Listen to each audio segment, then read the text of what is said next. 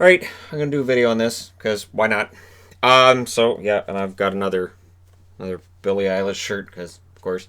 So I want to talk a little bit about AEW. Now I've been watching AEW, I've been watching WWE, and I think there's some things AEW is getting right, some things WWE is getting right. But here's the interesting thing: so when we talk about the women's division, and we talk about wrestling ratings and all this, there's one reality that I think might be coming out, and I don't know how you guys are going to feel about this, but let me know. I'm not sure if what we've seen over the last couple of years is maybe the old fashioned idea. The women aren't really your draw, they're not really your main event. Maybe that's been borne out. Maybe when you see some of the women's matches in WWE and then you look at the ratings and you go, well, and then you look over at AEW and you're like, okay, so, ratings do pretty good for these segments, the women. And again, part of what's hurt AEW, and they've been in business now for a year, so we can, come out and say this, it's random booking. And this is what drives me insane as a fan watching it, which is, okay, so these two women are thrown together, and these women are thrown together, and there isn't any long-term look at things, which is weird because the men, there's a lot of long-term booking. You look at Adam Page and Kenny Omega, that whole thing is absolute pure gold. I have not seen a tag team where they're going to blow up and you're excited about it this much since Stone Cold and Shawn Michaels. So and they were tag champs and they couldn't stand each other. And with Omega and Page, there's even more storyline there with the whole elite thing. It's great. And I don't know where it's going. I don't know if Page breaks off with the former Revival, now the Revolution, and they team up with Shawn Spears and you have a new Four Horsemen, or what happens. But I'm really interested to see what happens. And then you get to the women's division, and here's the problem. So first off, at the top, you'll notice there's two asterisks. Those are Britt Baker and Chris Statlander. They're both out with injury. Statlander, they were building up as being a main event threat, and she's out. And it's too bad because Chris Statlander is a good wrestler, and I think she's very good. The problem is they didn't really build her up or reveal what exactly her gimmick's all about. You kind of have to look through her indie footage to find out what her gimmick exactly is. Does she think she's an alien? You don't really know until you look on then you go, yeah, all right. And Britt Baker. Dr. Britt Baker, who from the beginning, they have kind of built up as being the face of the women's division. And now, ironically, that's the part of her that's broken. But they've kept her on TV every week. She's absolutely gold. Every segment that Britt Baker is in is absolutely fantastic. I love the character. She's sort of like a female version of The Rock, for lack of a better term. And I think her overacting and her shrieking and her overreactions to everything that's going on, I think it's going to be amazing. When we get crowds back, I think the reaction's going to be mostly face reactions for Britt. I got to be honest. I think the fans are going to be on her side and they're going to be cheering for her. Britt's fantastic, and it hurts their division greatly that she's hurt because she was the best worker in the division. Now, Hikaru Shida is the champion. I love Hikaru Shida. I think she's a really good worker. I think she does some really fantastic stuff in the ring, and she's great to watch. And she's got a unique look. And when I saw Hikaru Shida, I thought, I'm really glad she's in AEW, because if she was in WWE, odds are she'd just be another Japanese wrestler. And, this is something I worry about, sort of like when Asuka went up to the main roster and they sort of went, eh. And Asuka's character is nowhere near as good as it was when she was in NXT, and she was booked really, really strongly. Kairi Sane comes up as the pirate princess, and then the first thing they do is I will trash that, and it's like, well, what are you doing? So so I worry about Io Shirai. I'm kind of like, maybe leave Io Shirai in NXT, because if she comes up to the main roster, I don't know what they'll do with her. So this is an issue where, yes, overall there's more depth in WWE because they have about 865,000 wrestlers signed, and they have more money than AEW. But the long-term booking needs to be there. So I've said Shida is the champ, right? And they've built her really well. Now they've got Nyla Rose set up as probably being the top contender for her title again. Nyla won it before, and I know Nyla puts a lot of people off. I know she does. And bringing in Vicky Guerrero to be the manager is honestly a stroke of genius.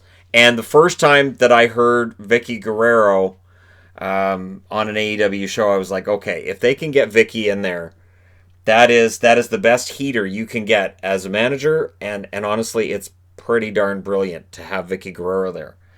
Vicky could kind of grow a bit of a stable. I would think like 2 or 3 women she could have, and then you could have the standard, where they start fighting with each other, and build somebody up out of that. But they need to build a feud.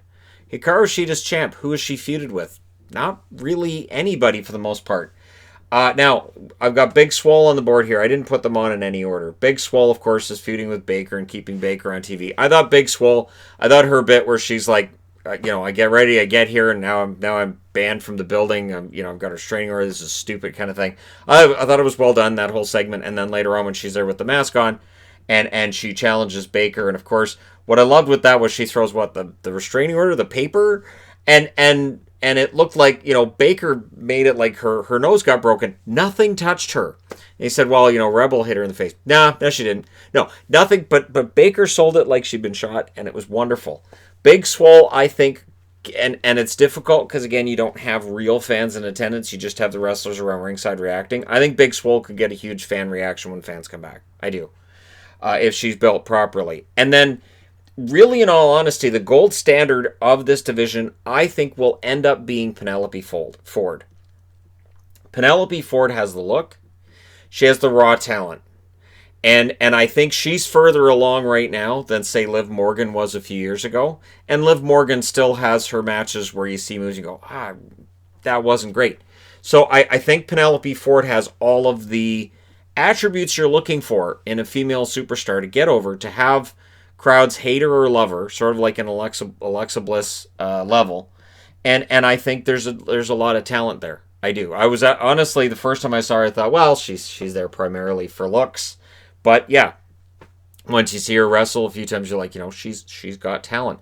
But again, the problem was they put her into a title match against Shida, right? They ever win like a 4-way match, I think it was, to get the shot at Hikaru Shida. And now that feud's already in the past, and we're back to Nyla Rose going for the title. And it's you need the long-term booking. I can't come down on WWE for abandoning the long-term booking and then not say the same about AEW. They need to get the long-term booking going. Abaddon has come in. She's already 1-1. So Abaddon has this really unique look. And we'll see how that plays out, and whether or not she finds her way up the rankings and she gets a title shot. But she has a unique look, and that is really important. One thing I always thought was interesting with WWE's women's division was nobody had the same hair color. No 2 women had the same hair color. There was blue, green, gold, like a golden orange, and then you had purple. And I was like, all right, so they've all got their own hair color. Cool. And so having a unique look is important if you're a female wrestler. I think more than it is for the men. I think it's more important. So we'll see if Abaddon moves her way up. Allie, I'm on the fence with Allie. And she did the bunny thing with the butcher and the blade. That wasn't working. That wasn't connecting at all. So they've abandoned that. The butcher and the blade are on their own. And it's like Allie, they're just kind of forgetting that's happened. And now she's forming a tag team with Brandy Rhodes for the Nightmare Sisters. But they're not really... It's weird, right? Brandy Rhodes is a good wrestler. I know she's not... I'm not saying she's on Charlotte's level or Becky Lynch's or anything. But part of the reason why Brandy Rhodes was frustrated in WWE was that they didn't put her in the ring to wrestle. And she was trying. She was training and she wanted, and they appeared to not have any interest in her as a wrestler. I think for Brandy, I think she works on it. I think she's good. She understood the Nightmare Collective thing was not getting over at all, and they abandoned it. And AEW does that, where if something's not working, they admit it right away and they go, okay, that's not working. We're going to just abandon that altogether. And so I give them credit for that. And of course, then coming out of that Nightmare Collective, well, where's Mel been? Mel's not on the board because we haven't seen Mel really since that fell apart. Of course, Awesome Kong I don't have on the board because she's only a part-time if she's there, and you don't really expect Kong to do very much actual wrestling at this stage. She's, more into the whole glow thing, and I would think at this point, you have to worry about the... I mean, they've talked about Nyla Rose being sloppy in the ring. Kong kind of has that reputation as well. And some of these young women are smaller, so yeah, you got to worry about that. But yeah, Brandy Rhodes and Allie as a tag team, we'll see where that goes, right? And I don't know that they can build Allie up to legitimately look like she's a challenger to Shida. It's possible. Anna Jay, one of the more recent signings, and it's an effort to build these guys up. And what's interesting with building up these ladies when they're signed is with the win-loss record that AEW does, I've started to notice something that I think also holds back the women's division a little bit, where they sign women just to take the loss. They're jobbers. They are in every sense jobbers. And as soon as you see somebody come out to the ring and you see their record's 0-4, you go, well, they're done. And I mean, at some point in time, hopefully we see somebody who's 0-9 or 0-10, and then they go on a run. And they get an upset victory to get that one win, and then they go on a run. Hopefully they make that win-loss thing matter a little bit more than it seems to right now. Because again, if you're bringing in jobbers, you're bringing in people to just say, all right, you ladies are just going to eat the pins. That's what you're here for. And there's definitely jobbers that are not on this board. There are a lot of women employed by this company. But the jobbers, to me, do take away from the win-loss record. So, yeah, we'll see if Anna Jay works her way up. I have Shanna on this board as well. Shanna, I don't know. She might be a good character. We really haven't seen anything of her. Bea Priestley, I really like Bea Priestley. I think she's very good. And if you follow the Japanese scene at all, she's very successful in Japan. Her and Jamie Hayter as a tag team, very successful in Japan. And I'm really surprised Jamie Hayter and Bea Priestley aren't there together in AEW. Because I think if they're ever going to have like a tag division for the ladies, they've made the tag division very important for the men. I think Bea Priestley and Jamie Hayter are two that they're missing out on not having them there together. And Bea definitely has talent. Now, one that I don't have on the board is Priscilla Kelly. Now, I don't know that Priscilla is employed now. She's Darby Allin's girlfriend. She's been with Brandy Rhodes, but I haven't really seen her on TV. Priscilla's got talent as well. She was in one of the Mae Young Memorial tournaments. And I thought she had talent. She definitely has a unique look as well. And her and Darby together, you could have them against Penelope Ford and Kip Sabian, and you could have a really, really good mixed tag match. I'm just throwing that out there. But again, it's like they have these people on the periphery that probably should be pushed a little bit more. And I'm not sure, again, whether it's a matter of the people in charge not taking the division as seriously or what it is. I know Kenny Omega got into it with a fan on Twitter who was trying to call out AEW on the women's division.